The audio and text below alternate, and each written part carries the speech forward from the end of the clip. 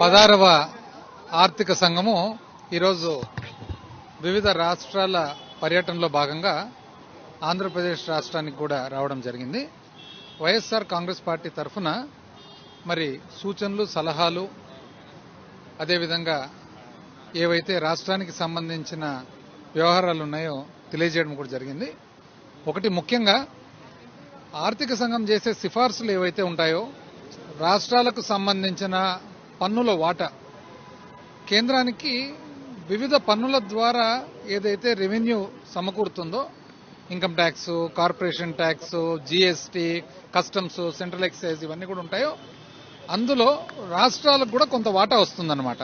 ఎందుకంటే రాష్ట్రాలన్నీ కలిపితేనే దేశం అవుతుంది కాబట్టి. అయితే అది ఎంత వాటా రావాలా అనేది ఆర్థిక సంఘము సిఫార్సు చేస్తారనమాట. అదేవిధంగా వివిధ రాష్ట్రాలలో కూడా ఏ రాష్ట్రానికి ఎంత రావాలని కూడా ఆర్థిక సంఘం సిఫార్సు చేస్తారనమాట. ఇదే కాకుండా స్థానిక సంస్థలకు గ్రాంటు, ఏదన్నా విపత్తు జరిగినప్పుడు గ్రాంటు, ప్రత్యేకమైన రాష్ట్రాలకు సంబంధించిన కొన్ని అవసరాలకు గ్రాంటు, ఇవన్నీ కూడా సిఫార్సులు చేస్తారు. అయితే ముఖ్యంగా రాష్ట్రాలకు సంబంధించిన పన్ను వాటా, వివిధ రాష్ట్రాలకు సంబంధించిన ఎంత వాటా అనేది ముఖ్యమైన వారి బాధ్యత. అందులో భాగంగా వైఎస్ఆర్ కాంగ్రెస్ పార్టీ తరఫున చెప్పడం జరిగింది. 14వ ఆర్థిక సంఘము మొట్టమొదటిసారిగా డాక్టర్ వైవి రెడ్డి గారు ఉన్నప్పుడు 32% నుంచి 42%కు పెంచడం జరిగింది. ఆ తర్వాత డాక్టర్ ఎన్కే సింగ్ గారు 15వ ఆర్థిక సంఘం కూడా 41% ఇవ్వడం జరిగింది. కానీ నిజానికి చూస్తే ఇంచుమించు 10% తగ్గుతుందన్నమాట రాష్ట్రాలకు వచ్చేటప్పటికి. అంటే 42% ఒకవేళ సిఫార్సు చేసినా మనకు వస్తుండేది 32%. అంటే ఒక సామాన్య మానవునికి అర్థం కావాలంటే ఇష్యూ, ఒకవేళ ఒక రాష్ట్రానికి ఒక సంవత్సరము 40,000 కోట్లు రావాలని ఒకవేళ పన్నుల వాటా ఉంటే నిజానికి వచ్చేటప్పటికి 30,000 వస్తుందన్నమాట. ఎందుకు తగ్గుతుంది అంటే కేంద్రము సెస్సులు, సర్చార్జీల పేరు మీద వివిధ ప్రత్యేకమైన కారణాలకని చెప్పేసి ఈ వాటాలో నుంచి తగ్గిపోతుందన్నమాట.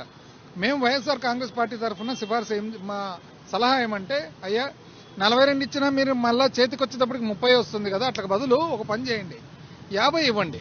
ఎందుకంటే 30 ఇచ్చేది 42 మొట్టమొదటిసారిగా ఎప్పుడు డాక్టర్ వైవి రెడ్డి గారు సిఫార్సు చేయడం జరిగింది. ఎందుకంటే రాష్ట్రాలకు వాళ్లకు ఇండిపెండెన్స్ ఉండాలి, వాళ్ళకు అటానమీ ఉండాలి, వాళ్లకు ఏ విధమైన ఖర్చులు ఉంటాయో వాళ్ళకే తెలుసు. కాబట్టి ప్రతి విషయంలో కూడా కేంద్రము రాష్ట్రాలకు ఇది ఈ విధంగా చేయి, ఈ విధంగా చేయొద్దని చెప్పేదొద్దు. రాష్ట్రాలకు వాళ్ళ ప్రభుత్వాలు ఉన్నాయి, వాళ్ళు ఎన్నుకున్నారు కాబట్టి వాళ్ళ కొద్ది వాళ్ళ ఖర్చులు వాళ్ళు చూసుకుంటారు, వాళ్ళ ఇష్టపూర్వకంగా ఖర్చులు చేసుకోవాలనే ఉద్దేశంతో పెంచడం జరిగింది. మరింత పెంచండి 50%కి, 50కి పెంచితే కనీసం 40 అన్నా వస్తుంది కదా అని చెప్పి ఒక సలహా ఇవ్వడం జరిగింది. ఇంకో సలహా ఏమంటే, మామూలుగా 1971 సెన్సస్ తీసుకుంటారు, ఇప్పుడు 2011 తీసుకుంటున్నారు. 1971 నుంచి 2011 చూస్తే వివిధ రాష్ట్రాలు ఏదైతే కుటుంబ నియంత్రణ వలన జనాభా తగ్గించుకోగలిగిన వాళ్ళందరికీ కూడా ఈ రోజు నష్టం కలుగుతుంది. కాబట్టి మేము సలహా ఏమి ఇచ్చినామంటే, ఏ రాష్ట్రాలు అయితే కుటుంబ నియంత్రణ ప్రోగ్రాం కింద జనాభా తగ్గించుకున్నారో ఆ రోజు అవసరాల కొద్దీ వాళ్ళని ఈ విధంగా పెనాల్టీ వేయడం తప్పైతుంది.